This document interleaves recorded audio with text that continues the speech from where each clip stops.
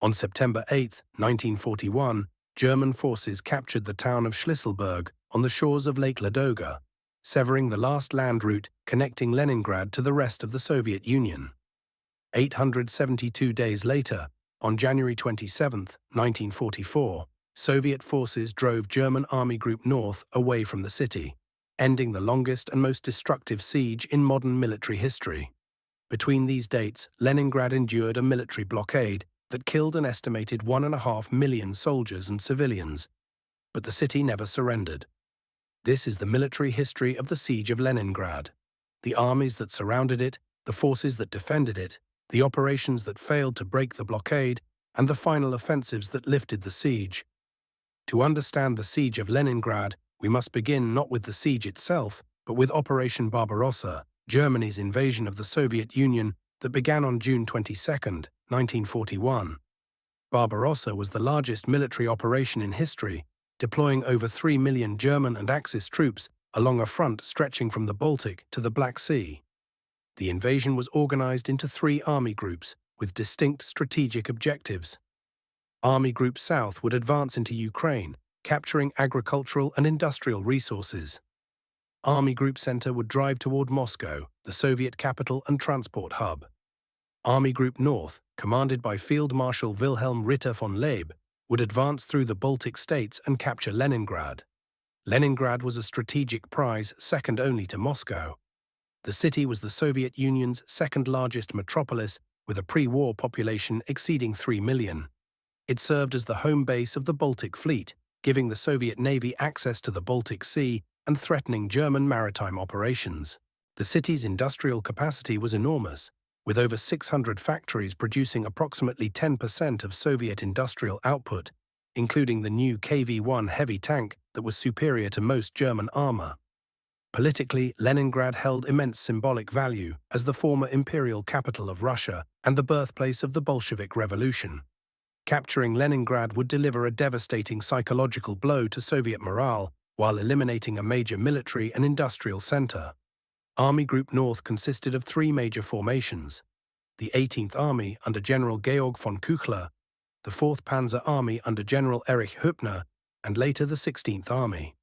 Supporting these ground forces were Luftflotte 1, providing air support and reconnaissance, and extensive artillery assets, including heavy siege guns. The total strength of Army Group North at the start of Barbarossa exceeded 700,000 men, with hundreds of tanks, thousands of artillery pieces, and air superiority over the Baltic region. Against this force stood elements of the Soviet Northwestern Front, outnumbered and outgunned, retreating through Lithuania, Latvia, and Estonia under constant German pressure. The German advance through the Baltic states in June and July 1941 was rapid and devastating. Soviet forces, caught unprepared despite intelligence warnings about the impending invasion, fell back in disorder. The Northwestern Front attempted to establish defensive lines, but was repeatedly outflanked by German mobile units. By mid-July, German forces had captured most of the Baltic states and were approaching the borders of the Leningrad military district.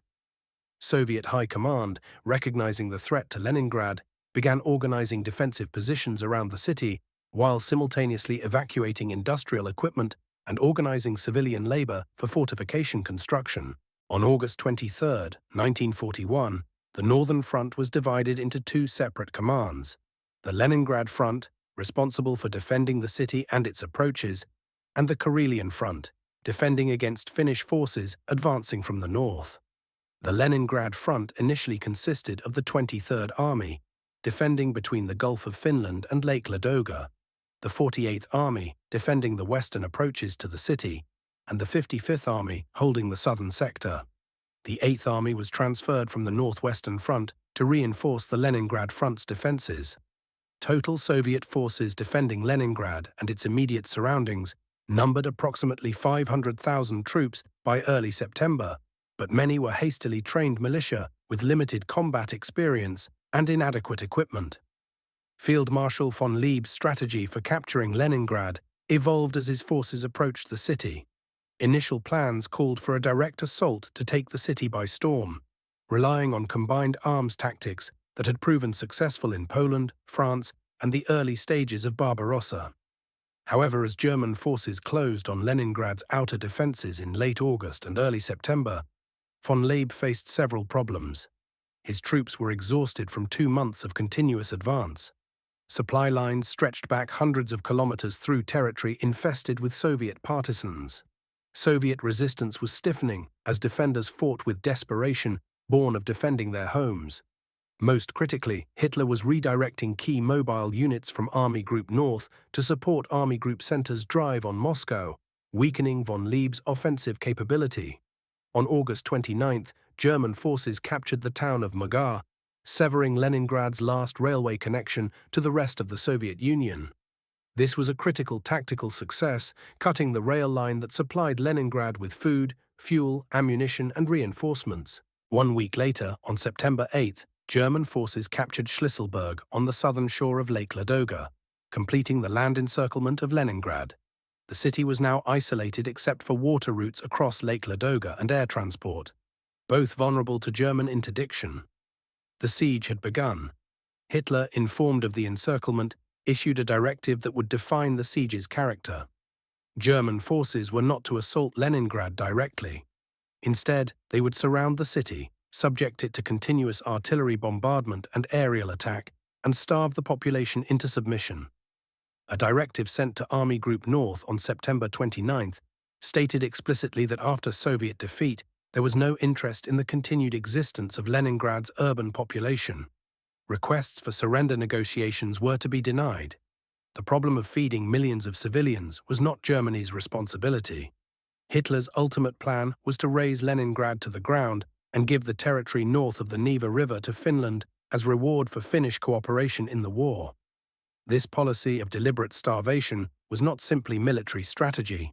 It was a calculated decision to eliminate an entire city's population through denial of food and resources. German quartermaster calculations suggested Leningrad would reach critical starvation within weeks once supplies ran out. The city held approximately 30 days of food reserves when the encirclement was completed, barely enough to sustain the population even with severe rationing. German artillery would target food storage facilities, utilities, and transportation infrastructure to hasten the city's collapse. Luftwaffe bombers would conduct terror attacks to demoralize the population. The blockade would be maintained indefinitely, preventing any supplies from reaching the city. Under these conditions, German planners believed Leningrad's population would be decimated within months. The Soviet response to the encirclement was to organize defense while attempting to break through the German lines from the outside. Marshal Georgy Zhukov, one of the Soviet Union's most capable commanders, was appointed to lead the Leningrad front in September 1941, replacing Marshal Kliment Voroshilov, who had proven unable to halt the German advance. Zhukov immediately began reorganizing the city's defenses, establishing artillery positions, deploying reserves to critical sectors, and preparing contingency plans for urban warfare if Germans breached the outer perimeter. Zhukov's presence stiffened Soviet resistance, and German attacks that had been advancing steadily began encountering much fiercer opposition. The German ground assault on Leningrad reached its high water mark in mid-September 1941. The 1st Panzer Division advanced to within 12 kilometers of the city center, close enough to see Leningrad's spires and hear the sounds of the city. German artillery began systematic bombardment, firing thousands of shells daily into residential areas, factories, and military positions. The Luftwaffe conducted massive air raids, with 276 bombers attacking on September 19th alone, causing extensive fires and casualties. The psychological impact was severe, but Soviet forces held their defensive lines. German infantry attacks were repelled with heavy casualties on both sides. By late September, it was clear that German forces lacked the strength to storm the city while simultaneously maintaining the encirclement and supporting operations elsewhere on the Eastern Front. Von Leeb's forces settled into siege operations, establishing fortified positions around Leningrad while maintaining constant pressure through artillery and air attacks. The encirclement was not complete in the sense that German and Finnish forces did not physically link up. Finnish forces, advancing from the north, stopped at approximately the line of the old Finnish-Soviet border established after the Winter War of 1939–40. This left a gap between German and Finnish positions that Soviet forces could potentially exploit. particularly around Lake Ladoga. However, crossing Lake Ladoga presented its own challenges. The lake was enormous, exposed to German observation and fire, and accessible to Luftwaffe bombers operating from nearby airfields. The Soviet military situation outside Leningrad was critical. The Volkov Front, established to coordinate relief operations from the east, launched multiple offensives in late 1941, attempting to break through German lines and reopen land communications with Leningrad. These attacks failed with heavy casualties. The Lyuban offensive operation, conducted from January 7 to April 30, 1942, attempted to breach German defenses south of Lake Ladoga. The operation committed several armies and cost over 300,000 Soviet casualties, but achieved only minimal gains. The Second Shock Army, involved in the offensive, was eventually surrounded and destroyed by German counterattacks, demonstrating the Wehrmacht's continued tactical superiority despite being overstretched. Inside Leningrad, Soviet authorities organized civilian and military efforts to sustain the defense. Over 1 million civilians were mobilized to construct fortifications, dig trenches, build anti-tank obstacles, and maintain defensive positions. The Baltic Fleet, trapped in Leningrad's harbor, contributed its sailors as infantry and its heavy naval guns as artillery supporting the land defenses. The city's factories continued operating despite bombardment, producing ammunition, weapons, and equipment for the front lines. The Kirov plant produced KV-1 heavy tanks that were immediately deployed to defensive positions around the city. Maintaining industrial production required continuous supply of fuel and raw materials, but supplies were dwindling rapidly as the blockade tightened. The only route connecting Leningrad to Soviet-controlled territory was across Lake Ladoga, Europe's largest lake. In summer and autumn, ships and barges carried supplies across the lake from eastern ports to Leningrad's western shore. This water route was dangerous. German artillery positioned near the lake's southern shore could fire on shipping lanes, and the Luftwaffe conducted regular attacks on Soviet vessels. Italian torpedo boats and German landing barges operated on the lake in 1942, attempting to interdict Soviet supply convoys. Despite these threats, Soviet ships continued operations, protected by the Ladoga flotilla and air defense units. The tonnage delivered was insufficient to fully supply the city, but it prevented complete collapse. Winter transformed the supply situation. Lake Ladoga began freezing in November 1941, creating the possibility of an ice road across the lake. Soviet engineers and hydrologists studied ice conditions carefully, knowing that premature use of the ice would result in vehicles breaking through and sinking. The ice needed to reach sufficient thickness to support truck traffic, at least 18 centimeters for light vehicles, more for heavier trucks. Reconnaissance teams ventured onto the forming ice to survey potential routes, facing the constant danger of ice failure and German fire. By mid-November, conditions were judged adequate for light traffic.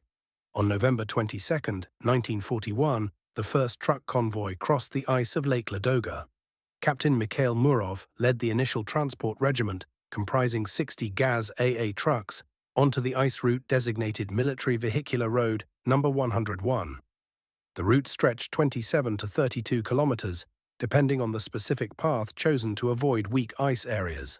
Drivers operated under strict protocols: maintain low speed to avoid creating pressure waves in the ice, keep doors open to allow rapid escape if the vehicle broke through, maintain minimum 100-meter spacing between vehicles to distribute weight, and follow marked routes precisely. These precautions were essential but could not eliminate all risks. In the first week of operations alone, over 40 trucks broke through the ice and sank, often taking their drivers and cargo with them. The road of life, as this ice route became known, faced constant threats beyond the inherent danger of driving on ice.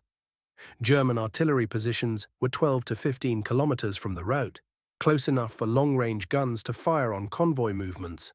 Artillery barrages aimed to create holes in the ice that subsequent vehicles would not detect until too late. The Luftwaffe conducted regular bombing runs, targeting both the ice road itself and the loading and unloading points at each end. Soviet air defenses, air patrols, and anti-aircraft artillery worked continuously to protect the route, but could not prevent all attacks. Every convoy faced the possibility of coming under fire, and drivers developed tactics to minimize exposure. driving at night when German observation was limited, spreading convoys across multiple routes to reduce target concentration, and using smokescreens to obscure movements.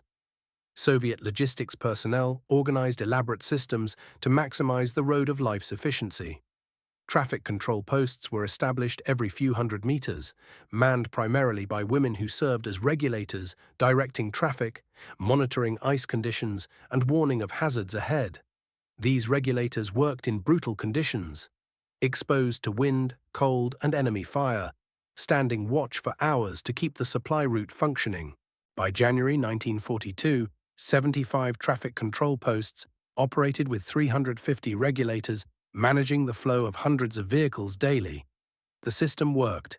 Despite constant dangers, the road of life gradually increased its cargo tonnage as ice thickened and procedures improved.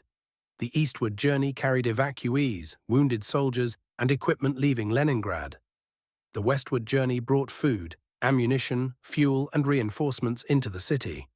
During the first winter of operations, from November 1941 to April 1942, the Road of Life transported 361,000 tons of cargo into Leningrad. This included 262,000 tons of food, 32,000 tons of military supplies, and 37,000 tons of fuel. The road also evacuated 550,000 civilians, primarily women and children, from the besieged city. These evacuations likely saved hundreds of thousands of lives, removing mouths to feed and reducing pressure on limited food supplies. The Road of Life operated until April 24, 1942, when spring thaw made the ice unsafe for vehicle traffic. The final convoy carried 64 tons of onions, delivered just before the ice became impassable. During the spring thaw, truck drivers often drove through standing water on deteriorating ice, knowing that stopping would mean sinking. Lieutenant General Andrei Kozlov recounted transferring 11,000 troops across the lake on April 22nd and 23rd. Half the journey in trucks, the other half wading through icy water as the ice gave way beneath them. Such was the desperation to maintain the supply line. With the arrival of summer, shipping resumed on Lake Ladoga, but the tonnage delivered remained inadequate to fully supply Leningrad's needs. The Soviet command approved construction of an underwater fuel pipeline across the lake bottom in April 1942. Soviet engineers completed this pipeline by June, laying 21 kilometers of pipe at a depth of 12.5 meters beneath the lake.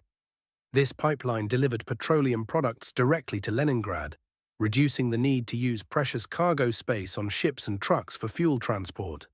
The pipeline was a remarkable engineering achievement under wartime conditions and significantly improved Leningrad's logistics situation. German forces continued their siege through 1942, maintaining artillery bombardment and aerial attacks, while repelling Soviet relief attempts. In August 1942, Soviet forces launched the Sinyavino offensive, attempting again to break the blockade by driving through German positions south of Lake Ladoga. The offensive involved the Leningrad front attacking westward and the Volkhov front attacking eastward, with the goal of linking up and creating a corridor to Leningrad. The offensive achieved initial successes, advancing several kilometers against strong German resistance. However, German counterattacks halted the Soviet advance, and the offensive was eventually called off in October, having failed to break the blockade. Soviet casualties exceeded 80,000, while German losses were also substantial. The strategic situation remained unchanged. By December 1942, Soviet High Command was planning another attempt to break the Leningrad blockade. This operation, codenamed Iskra or Spark, would be different from previous failed offensives. Marshal Georgy Zhukov, now coordinating multiple fronts as a Stavka representative, oversaw the planning. The operation would benefit from improved Soviet military capabilities, better training, more equipment including American Lend-Lease supplies, improved coordination between fronts, and German forces weakened by demands elsewhere on the Eastern Front, particularly at Stalingrad, where the German Sixth Army was surrounded and dying. Operation Iskra would target the bottleneck area between Lake Ladoga and German fortified positions at Sinyavino, where the distance between the Leningrad and Volkhov fronts was narrowest. The Soviet plan called for a two-pronged assault converging on the bottleneck. The Leningrad front's 67th Army, commanded by Lieutenant General Mikhail Dukhanov, would attack eastward across the Neva River from Nevskaya Dubrovka. The Volkhov Front's Second Shock Army, commanded by Lieutenant General Vladimir Romanovsky, would attack westward from positions near Gontovaya Lipka. The two armies would link up north of Sinyavino, creating a corridor through German lines that could be widened and secured. The Baltic Fleet would provide naval artillery support, the Ladoga flotilla would support the northern flank, and long-range aviation would conduct strikes against German positions. Soviet forces assembled for Iskra numbered approximately 300,000 troops, with hundreds of tanks and thousands of artillery pieces.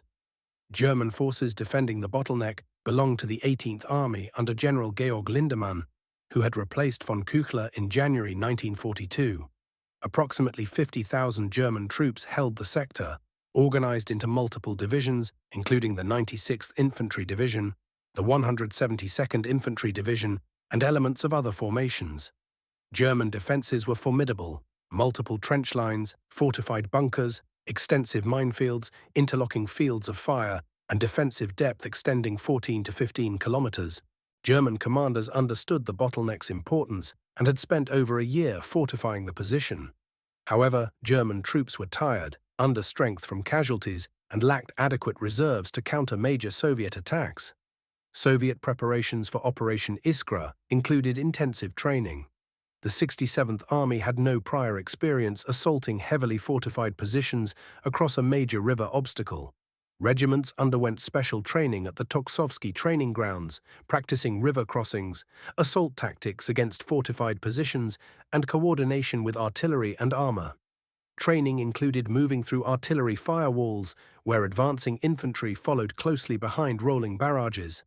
These exercises were designed to minimize casualties while maximizing the shock effect of the assault. Similar training occurred on the Volkhov Front, where Second Shock Army units practiced breakthrough tactics and exploitation of penetrations in enemy defenses. Artillery preparation for Iskra was unprecedented in scale for operations around Leningrad. Soviet forces concentrated over 21,000 artillery pieces along the attack sectors, achieving densities of over 100 guns per kilometer in some areas. This included field artillery, heavy howitzers, mortars, Katyusha rocket launchers, and anti-aircraft guns repurposed for ground support. Naval guns from Baltic Fleet warships and coastal batteries added heavy-caliber firepower. The plan called for a massive bombardment to suppress German defenses immediately before the assault, followed by rolling barrages to support advancing infantry. Soviet gunners spent weeks plotting targets, calculating fire plans, and positioning ammunition. Operation Iskra began on January 12, 1943, with a long-range bomber strike by Baltic Fleet aviation against German command posts. At dawn on January 12, Soviet artillery opened fire across the entire attack front. The bombardment was deafening, thousands of guns firing simultaneously, shells screaming overhead, explosions carpeting German positions. Soviet records indicate 220,000 shells were fired during the initial bombardment, pulverizing German trenches, bunkers, and communications. The noise was audible in Leningrad itself, giving the besieged population hope that relief was coming. After the bombardment lifted, Soviet infantry and armor attacked. The 67th Army launched its assault across the Neva River from positions around Nevskaya Dubrovka. Soviet engineers had prepared pontoon bridges and assault boats under fire during the preceding nights. Despite heavy casualties from German defensive fire, Soviet troops established bridgeheads on the eastern bank of the Neva and began advancing into German positions. German resistance was fierce: machine gun fire, artillery concentrations, counterattacks by local reserves. The first day's gains were measured in hundreds of meters, purchased with heavy casualties. The Volkhov Front's Second Shock Army attacked westward on January 12, encountering similar fierce resistance. German defenders, stunned by the artillery bombardment but not destroyed, manned their positions and fought back. Soviet tanks supported the infantry advance, but the forested and swampy terrain limited armor mobility. Minefields channeled Soviet attacks into killing zones where German anti-tank guns waited. The Second Shock Army's advance on the first day was approximately 2 miles on a 7-mile front. Modest gains that nevertheless represented progress against a well-prepared enemy. Soviet forces continued attacking on January 13th and 14th, despite heavy casualties and difficult terrain. Fog limited air support and observation, but Soviet commanders pressed forward, knowing that momentum was essential to prevent German forces from stabilizing the front. The Second Shock Army advanced 23 kilometers by January 16th after breaking through the initial German defensive belt. The 67th Army, fighting across the Neva and through heavily defended positions, made slower but steady progress. German forces fought stubbornly but were gradually pushed back, lacking sufficient reserves to contain both Soviet attacks simultaneously. On January 18, 1943, advance elements of the 67th Army and Second Shock Army linked up at Workers' Settlement No. 5, south of Lake Ladoga.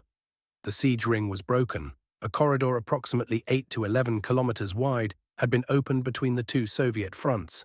German forces still held positions on both sides of the corridor and continued fighting, but the physical connection between the Leningrad front and the Volkhov front had been re-established.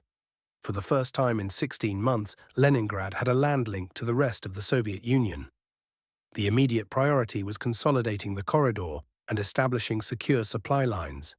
Soviet engineers immediately began constructing a railway line through the corridor, working under continuous German artillery fire and air attack.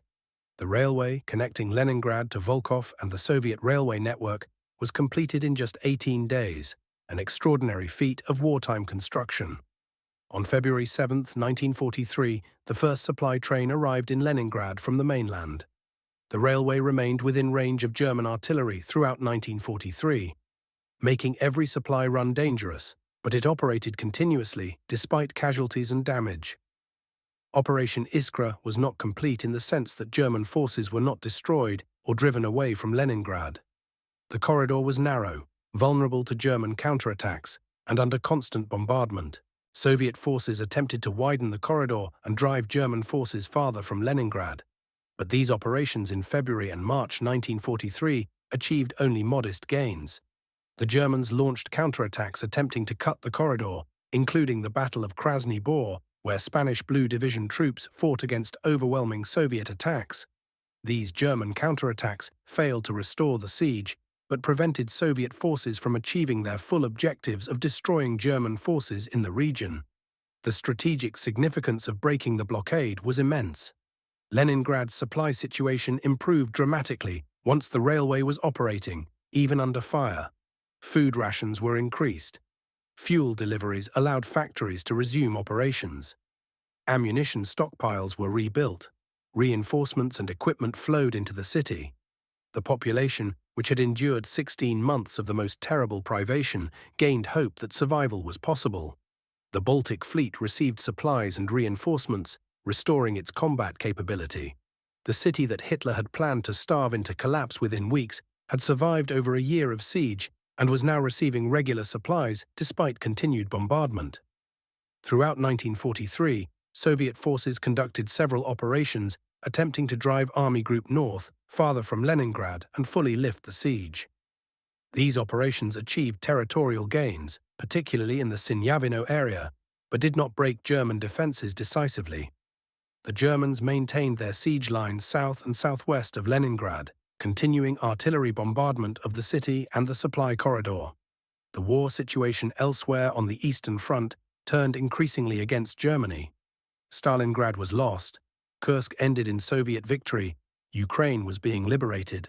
Despite these defeats, Army Group North maintained its positions around Leningrad through 1943, demonstrating continued German defensive capability even as strategic initiative passed to the Soviet Union. By late 1943, Soviet High Command was planning a final offensive to completely lift the Leningrad siege. The Leningrad-Novgorod strategic offensive would involve multiple Soviet fronts in a coordinated operation to destroy Army Group North and liberate the Leningrad region. Soviet forces available for the offensive had grown substantially. Replacements from liberated territories, new equipment from Soviet and Lend-Lease production, improved training and experience. The offensive would deploy approximately 1.25 million troops, 1,600 tanks and self-propelled guns, over 20,000 artillery pieces including 1,500 Katyusha rocket launchers and nearly 1,500 aircraft. This force would attack along a front exceeding 300 miles, from the Gulf of Finland to Lake Ilmen. German Army Group North had approximately 740,000 troops defending against this offensive, but German strength had been bled down through 2 years of continuous combat. Many units were under strength, equipment was worn out, and replacements inadequate. Luftwaffe air support was minimal compared to early war levels, as German aircraft were needed to defend the Reich itself against Allied bombing.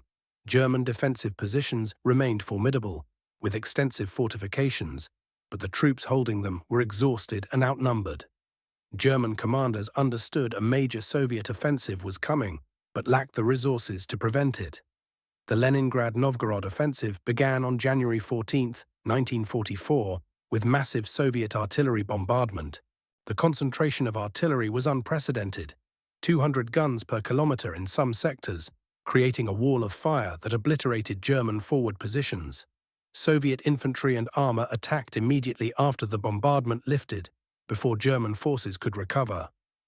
3 Soviet fronts participated: the Leningrad Front attacking from the north, the Volkhov Front attacking from the east, and the Second Baltic Front attacking Army Group North's southern flank. The attacks were coordinated to prevent German forces from shifting reserves between threatened sectors. Initial Soviet progress was slower than planned due to fierce German resistance and difficult terrain, but the weight of Soviet forces gradually overwhelmed German defenses. The Second Shock Army, attacking from the Oranienbaum pocket west of Leningrad, advanced rapidly once it broke through German lines. The 42nd Army, attacking from the Pulkovo heights south of Leningrad, pushed German forces back despite counterattacks. By January 19th, Soviet forces had captured the towns of Krasnoye Selo and Ropsha, key German strongpoints. The German 18th Army was in full retreat, attempting to establish new defensive lines farther from Leningrad. Soviet forces pressed the offensive throughout late January, pursuing retreating German forces and preventing them from establishing stable defensive positions. The 67th Army advanced toward Maenya, the town whose capture in 1941 had severed Leningrad's last rail link. The recapture of Maenya on January 21st restored direct rail communications between Leningrad and Moscow. Other Soviet units advanced toward Novgorod, Luga, and other objectives, liberating hundreds of towns and villages. German forces conducted fighting withdrawals, attempting to preserve their units while inflicting maximum casualties on advancing Soviet forces, but could not prevent the steady Soviet advance. On January 27, 1944, Soviet forces drove German forces entirely out of artillery range of Leningrad. The siege was officially declared lifted after 872 days. Leningrad celebrated with a 324-gun salute, the city's population emerging from shelters and basements to witness the end of the longest siege in history. The Leningrad-Novgorod offensive continued into February, pushing Army Group North westward and liberating the entire Leningrad Oblast. Soviet forces advanced to the borders of Estonia, securing Leningrad's approaches and ensuring German forces could never again threaten the city. The siege's military significance extended beyond Leningrad itself. Army Group North tied down substantial Soviet forces throughout the siege. The Leningrad Front, Volkhov Front, and later the Baltic fronts required millions of troops, thousands of guns, and extensive resources simply to contain German forces and eventually lift the siege. These forces could not be deployed elsewhere on the Eastern Front, where they might have accelerated Soviet offensives.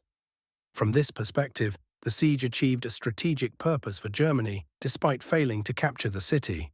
However, Army Group North itself represented significant German forces, hundreds of thousands of troops, substantial artillery and armor, and Luftwaffe support that were committed to a siege rather than mobile operations. When Soviet forces finally drove Army Group North away in 1944, those German forces had been worn down through 2.5 years of positional warfare and were never fully reconstituted. The tactical lessons of the siege were significant for both sides. Soviet forces learned that well-defended urban positions could be held with relatively limited forces if the defenders were determined and received adequate supplies. The Road of Life demonstrated that even tenuous supply lines could sustain a surrounded force if managed effectively and defended vigorously. Operation Iskra showed that coordinated multi-front offensives with proper artillery support could break through heavily fortified positions. For German forces, the siege demonstrated the limitations of starvation as a siege tactic. Populations could endure far more hardship than anticipated if leadership maintained order and supplies continued even at minimal levels. The failure to completely encircle Leningrad, leaving Lake Ladoga as a supply route, proved critical to Soviet survival. The winter warfare aspects of the siege merit particular attention. Both the Road of Life and the military operations occurred in some of the harshest winter conditions on Earth. Temperatures regularly fell below -30 degrees Celsius. Ice, snow, and extreme cold affected every aspect of operations.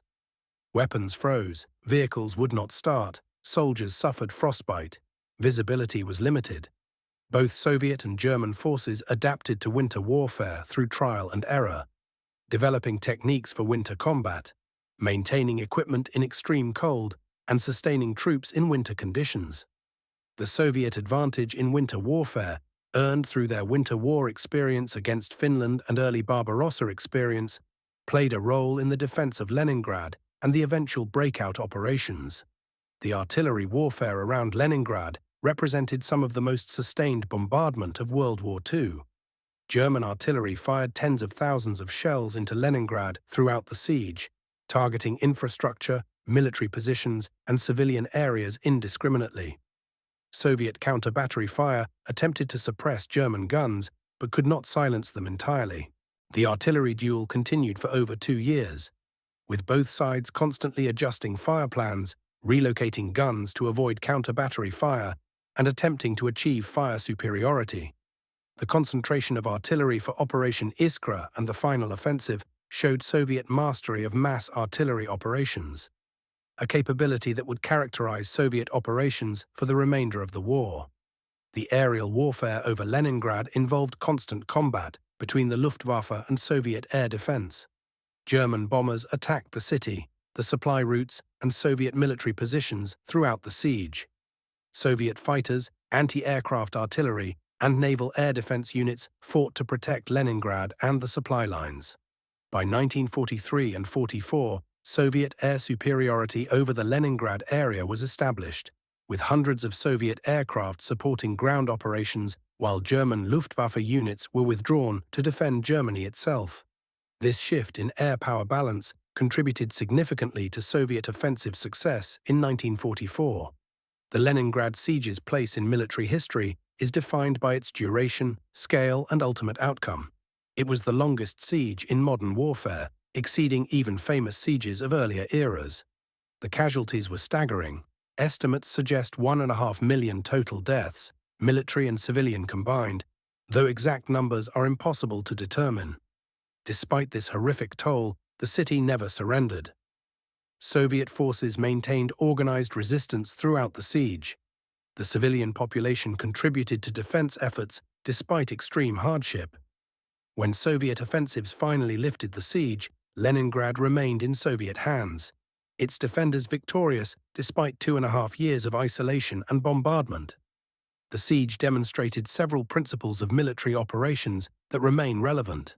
First, that urban defenders with adequate fortifications, determined leadership, and even minimal supplies can resist overwhelming besieging forces for extended periods. Second, that supply logistics are crucial to siege warfare. The Road of Life, inadequate as it was, provided just enough supplies to prevent collapse. Third, that relief operations require careful planning, coordination between multiple forces, and overwhelming force to break through prepared defensive positions. Fourth, that sieges are resource-intensive for both sides, consuming troops, ammunition, and supplies that might be employed more effectively elsewhere. The lifting of the Leningrad siege in January 1944 marked a turning point in the war on the Eastern Front. German forces were in retreat everywhere. Ukraine had been liberated, Belarus was being cleared, the Baltic states would soon be reconquered. Army Group North, driven away from Leningrad, would continue retreating through 1944 and early 1945. eventually surrendering in Courland in May 1945. The city that Hitler had intended to destroy completely would survive, be rebuilt, and remain one of the Soviet Union's great cities throughout the Cold War and into modern times as St. Petersburg. The military legacy of the siege of Leningrad endures in military education and historical study. The defensive operations that held German forces at bay in September and October 1941 are studied as examples of urban defense. The road of life is examined as a case study in logistics under extreme conditions. Operation Iskra demonstrates breakthrough operations against fortified positions. The final offensive shows coordinated multi-front operations at Army Group scale.